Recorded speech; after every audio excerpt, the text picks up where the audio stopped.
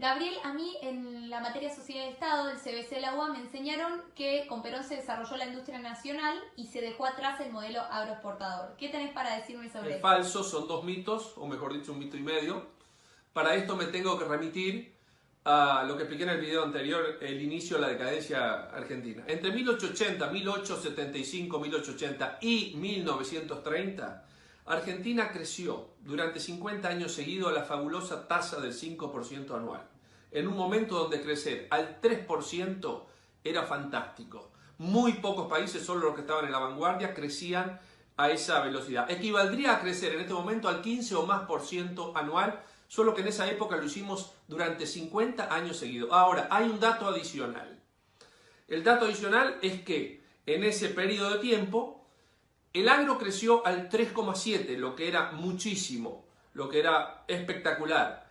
Y la industria creció al 5,7, mucho más que el agro, lo cual desmiente aquello de modelo agroexportador. Habría que llamarlo con propiedad modelo industrialista agroexportador. Ejemplos de este crecimiento fantástico de la industria son muchísimos. El alsaciano Emilio Biecker, entre 1860 y 1870, inauguró en Buenos Aires una fábrica de cerveza de dimensión y calidad europea antes que este producto sea de consumo popular en nuestro país. Esto lo siguió después, por los mismos años, un poquito después, la familia Bember, inaugurando la fábrica de cerveza Quilmes. Y lo mismo hicieron muchas familias alemanas en el sur de Santa Fe, iniciando una tradición que sigue hasta nuestros días. Otro personaje, Melville Bagley, todos recordaremos este apellido. Durante el gobierno de Mitre fabricó el primer producto inscripto en el registro de patentes y marcas en nuestro país, la esperidina.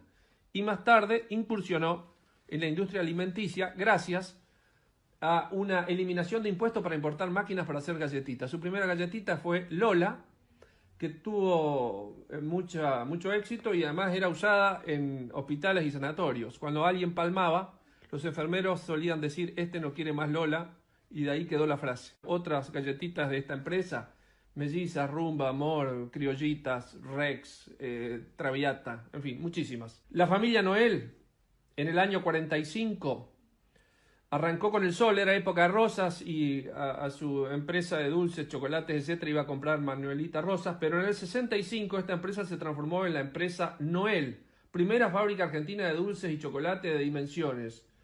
Estuvo vigente durante un siglo y medio con mucho éxito y fue líder en Latinoamérica. En 1883, Tiburcio Venegas fundó la bodega El Trapiche. Ya el vino se fabricaba hacía mucho tiempo, pero esta bodega fue un salto cualitativo, convirtiéndose en una de las personalidades más importantes en la vitivinicultura argentina, junto con dos personas, Agoston Arasti de California y Silvestre Ochagavía en Chile. Desde 1853, fecha de nuestra Constitución Nacional, los nuevos emprendimientos industriales vinculados directamente a la producción rural, como frigoríficos, industria bodeguera, azucarera y lechera. Me voy a referir a una sola, la industria lechera. Las pequeñas industrias elaboradoras y comercializadoras de productos derivados de la leche prosperaban imparables. Un ejemplo, 1855 aparece Mañasco Hermanos. Un poco más tarde, solo una explosión alrededor de las estaciones de tren. Por ejemplo, los suecos de Benzoni, la Escandinavia, la Delicia, en las estaciones Gándara, Jepener y Florencio Varela respectivamente. Italianos como Rinaidini en la estación Marcos Paz. Ingleses como Coan o Mahon en la estación Altamirano. Daneses como Larsen y Oysen en la estación Chascomús. Argentinos como Jorge Guerrero en la estación Guerrero. O La Martona en Vicente Casares entre Montegrande y Cañuelas. En 1884...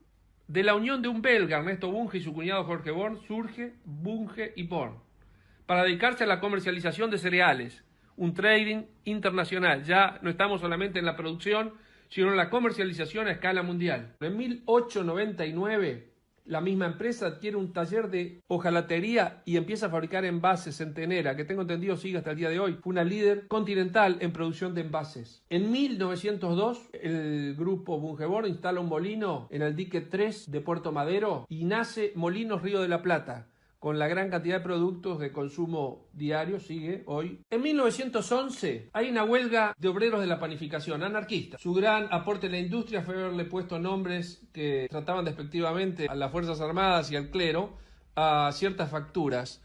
Entonces, los cañoncitos, los vigilantes, bola de fraile, suspiro de monja, etc. Bueno, Torcuato Di Tella se cansó de estas huelgas, tenía una panadería e inventó una máquina amasadora de pan. Fue tal su éxito nacional e internacional que tuvo que hacer una industria para fabricar esa máquina amasadora de pan. Se llamó Sección Industrial Amasadoras Mecánicas, SIAM. Empezó fabricando máquinas amasadoras, siguió fabricando heladeras, cocinas, autos, motos, etcétera, etcétera. La empresa SIAM es una metáfora de lo que no debe hacerse. Surgió en un país libre y empezó a decaer en un país con industria protegida. Los hijos de Torcuato Di Tella mordieron el anzuelo. La empresa quebró en 1972 y los hijos se reciclaron como políticos, uno en el gobierno de Menem y otro en el gobierno de los Kirchner. Otros ejemplos. Bartolomé Long inventó en 1875 la desgranadora argentina en Colonia Hessler, Santa Fe. En 1917 aparece la primer cosechadora autopropulsada del mundo. La inventó José Frick en Pigüé. Suele decirse que la primer cosechadora autopropulsada del mundo fue la Rotaña, que en realidad fue creada 10 años después. Es verdad que la Rotaña estuvo mejor protegida por patentes y atrás de esa cosechadora autopropulsada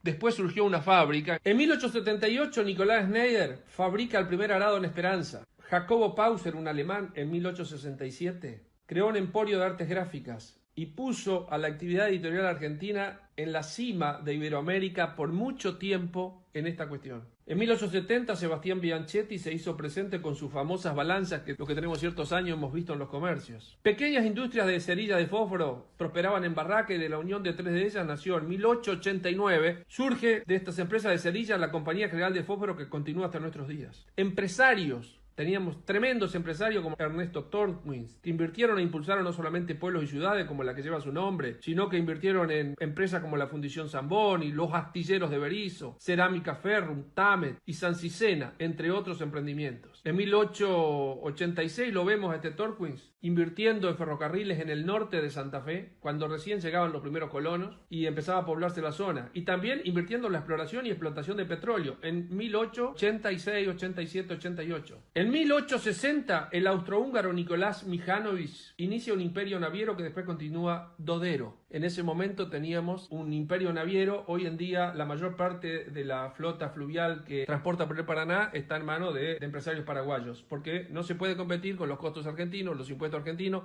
y los costos laborales argentinos con nuestros colegas paraguayos. En 1824, para poner el último ejemplo, Steverling funda Algodonera Flandria. Con el tiempo se convierte en una industria floreciente y en su entorno crece una ciudad Flandria, es cerca de Luján. Como estos ejemplos podríamos seguir al infinito. Este era el país que en 1889, con motivo de los 100 años de la Revolución Francesa, en la Exposición Universal de París, asombraba al mundo. Había dos cosas que todos miraban. Una era la Torre Eiffel y la otra era un pabellón que imitaba un palacio. Era el pabellón argentino, donde se veían, por supuesto, los productos agrícolas y ganaderos que venían de las míticas pampas, pero también se veían multitud de industrias, como por ejemplo la Cámara de Conservación en Frío de la empresa San Cicena y tantos otros que maravillaban. Esto hacía decir, por ejemplo, a algunos periódicos franceses: su futuro es tan grande, referido a la Argentina, su prosperidad creciente, su situación excepcional, comparable a la de los Estados Unidos del Norte. Todo esto se logró en un país que respetó durante esos 50 años, no después, el sistema económico alberdiano plasmado en nuestra Constitución Nacional, que podríamos resumir en 3-4 parámetros: respeto absoluto a la propiedad privada, libertad de comercio, muy pocos impuestos, moneda sana y libertad para producir y trabajar, sin subsidios, sin protecciones, sin transferencia de ingreso, sin redistribución del ingreso. Este es el país que estaba entre las 7 potencias del orbe hasta 1930, incluso un poco más, y que hoy luce en los indicadores mundiales de libertad económica al lado de países comunistas, países que recientemente han salido del comunismo, teocracias islámicas, dictaduras tribales, como podemos estar viendo en el mapa.